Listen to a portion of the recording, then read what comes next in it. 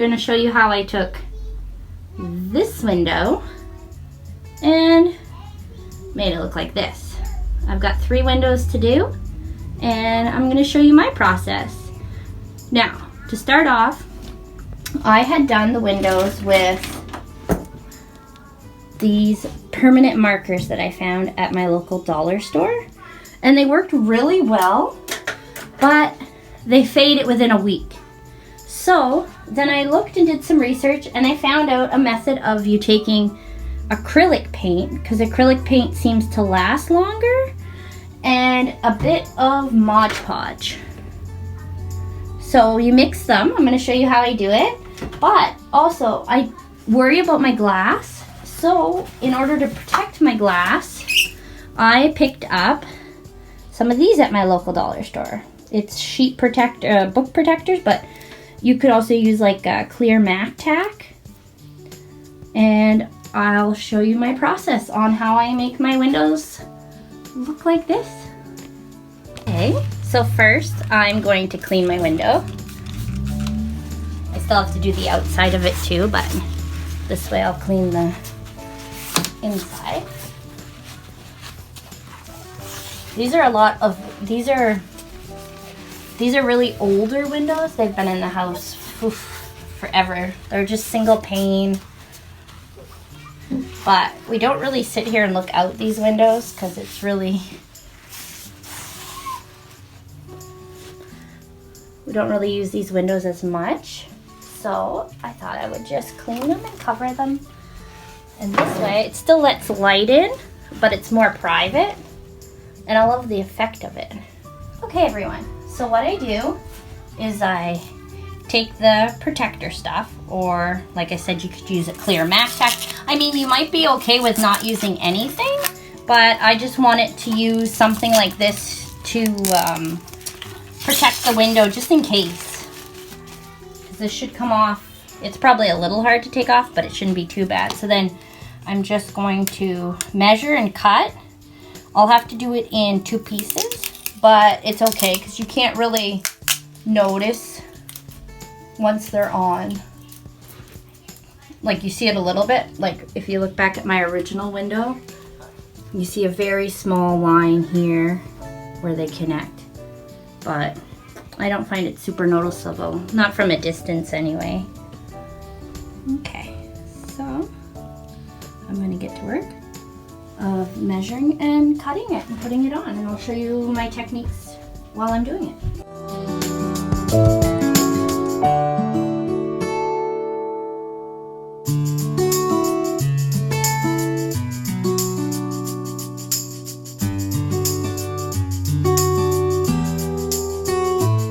I use a debit or gift card, an old one, to help me get the stuff on smoothly.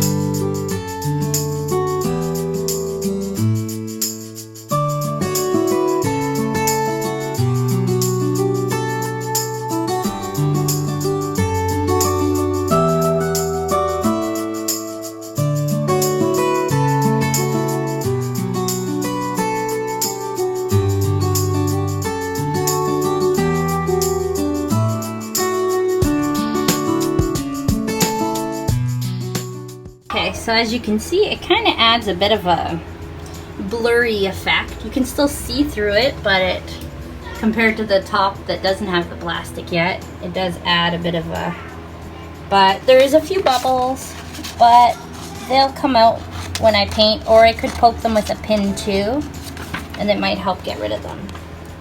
Now, next is to go online or in your own head design what you want to do.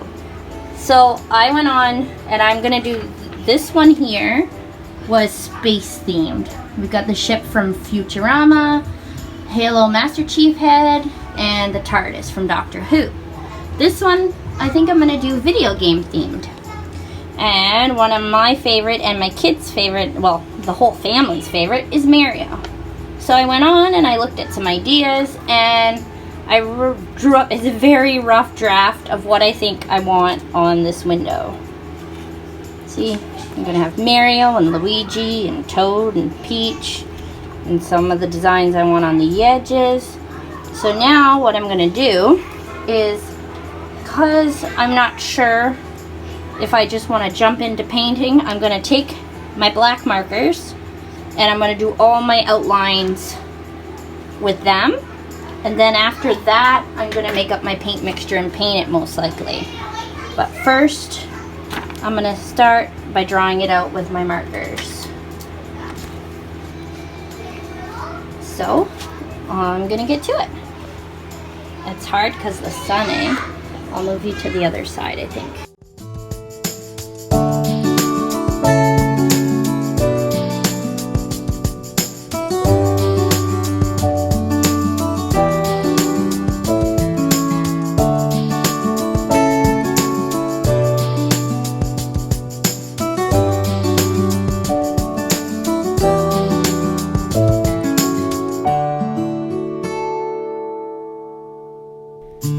Here I'm using a plate to help me get a nice circle.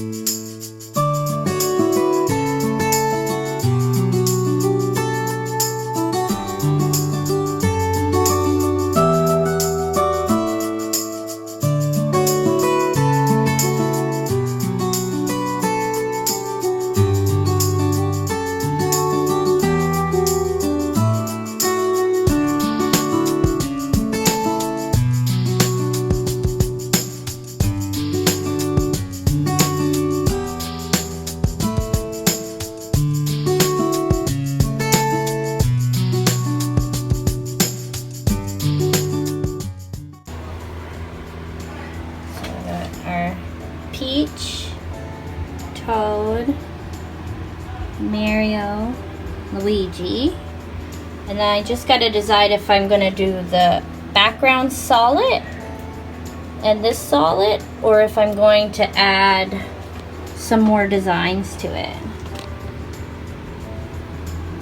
But I'm happy with the look of it so far. Okay, everybody. So what I use is I have a little cup. It's just a fruit cup that I rinsed out. I bought a pack of paintbrushes from the dollar store. I like the smaller, finer tip. It's hard to see maybe, but it's kind of got a little edge to it. Then I'm going to take some Modge pods. I have the gloss version, and I'm going to pour. Now I found online they say half a cup, but I might not even need half a cup of paint. So what I'm going to do is I'm going to just eyeball it and put in what I'm comfortable with, and I think I'm going to need. So I'd say probably about that. Okay, sorry about that. So I'd say I'm going to start with this much. Then I'm going to take the color I want and I'm going to outline all this and go over it in black. I suggest in some ways doing the black first. And you just pour in, I put a good dollop, and then I'm going to mix it.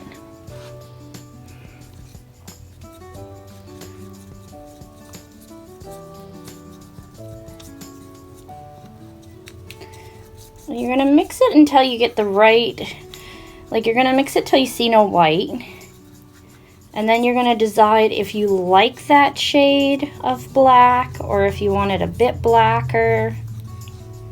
This one is pretty good, I think. Make sure I'll get every bit of white. I'm sorry, the lighting's maybe not the best, but yeah. Anyway. So then, you're just gonna choose a spot and start painting. So, for example, I'll bring you over to here.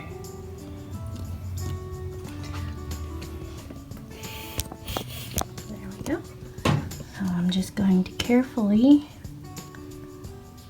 go over my lines. Now you're gonna see that it's not always going to be super solid, so you can just go back over it if you want, or it's not going to be that bad because it seems that when it dries it comes in a bit solider, or you can just, like I said, go back over it until you get the level of darkness that you want. So you're just going to do that for the whole thing.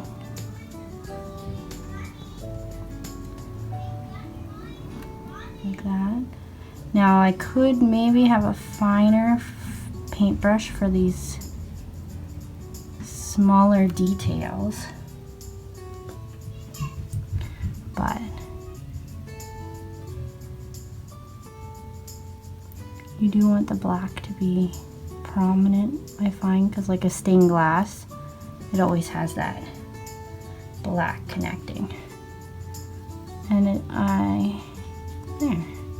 So now I'm gonna get to work and do the whole window.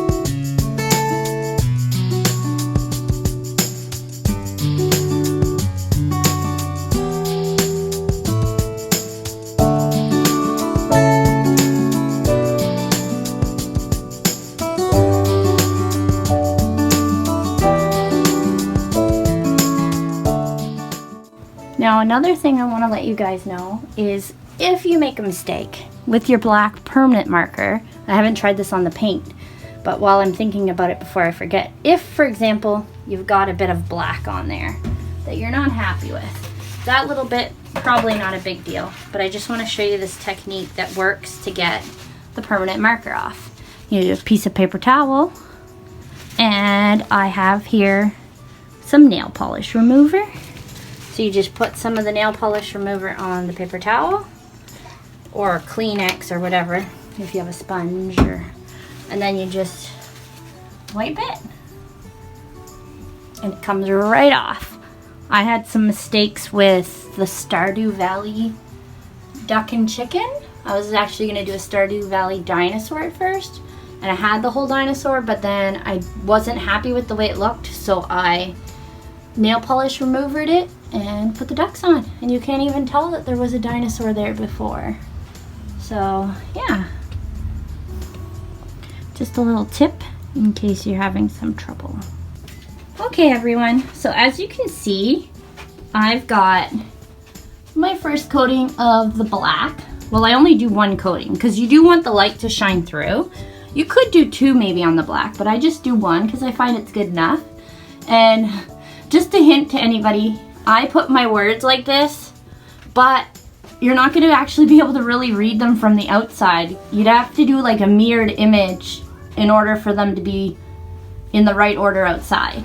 But I'm still happy. So now I'm going to start mixing and adding my color. Okay, so for the color, I do the same thing that I did for the windows. I choose my color and I do some Modge Podge, and then I put it on the window. I probably won't record my whole process because it'll be here. I'll have to do it in stages most likely. Do a color, change it, do a color. And when you put on your color, you're not going to want to lay it on super thick because you do want light to shine through it. So you don't want it to be solid that it blocks the light. I'll give you a demonstration in a second.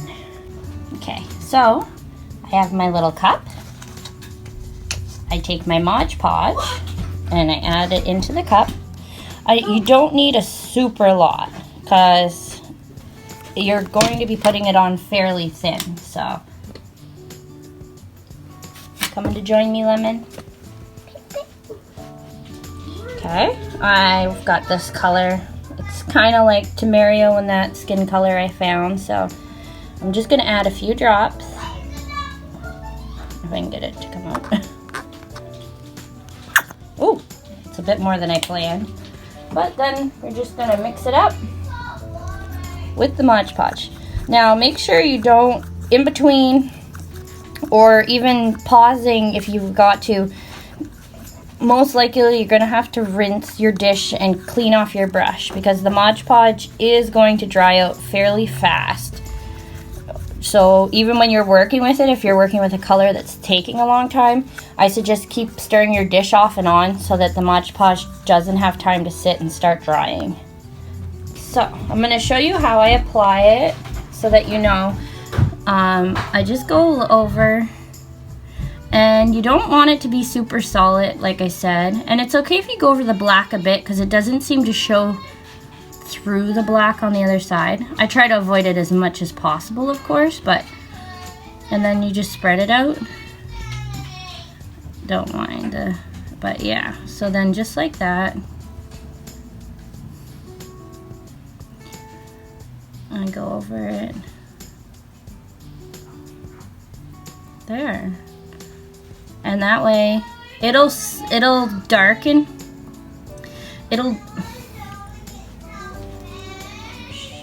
It'll darken as it sits, and the lighting's maybe not showing it up the best, but it'll darken a bit as it sits. But this way also, if I want it at night to light up and show, or even during the day when the sun comes in, it's going to show beautiful color and the light will come through. You don't want it too solid or the light won't come through.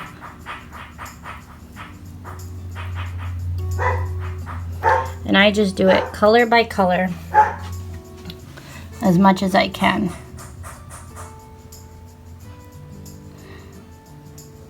And like I said, you don't have to be perfect, but of course it's up to you.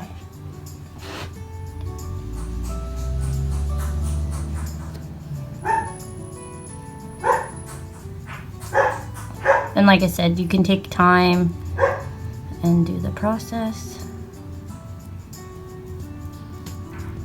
And it doesn't take much. Like, even I have this much in here, and that's probably way too much for what I need.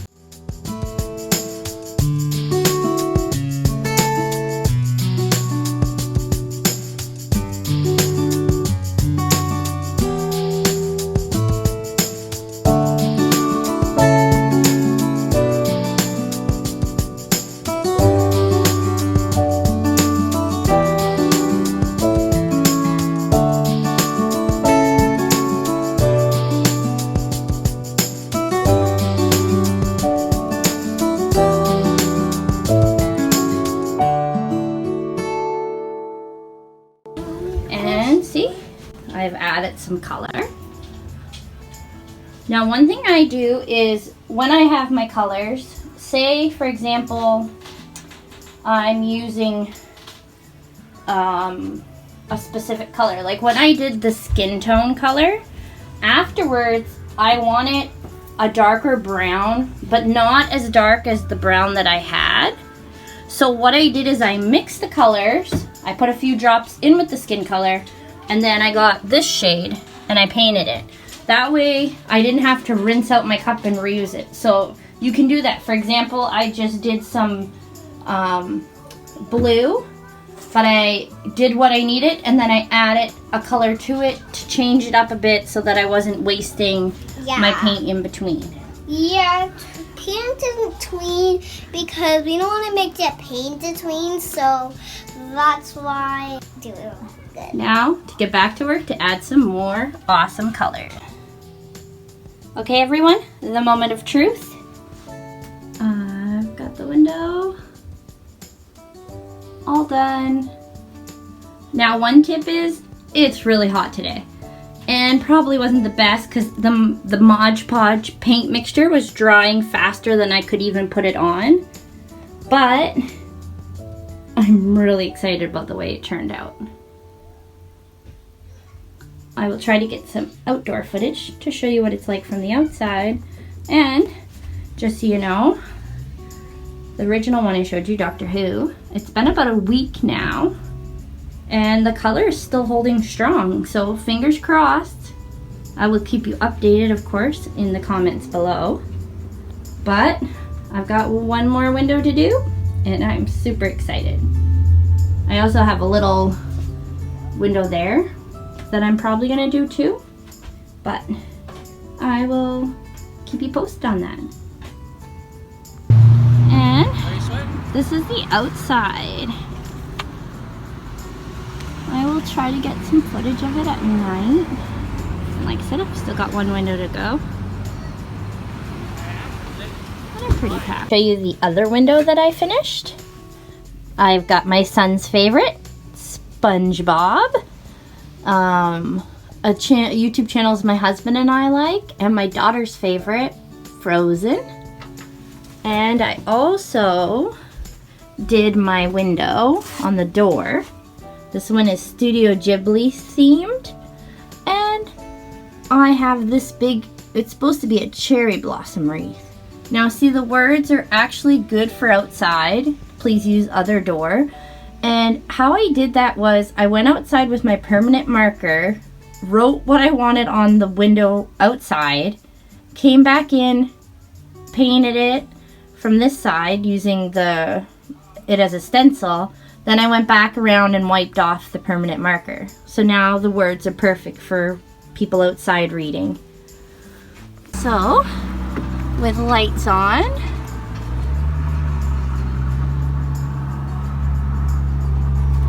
and then come around the corner, they glow quite nicely.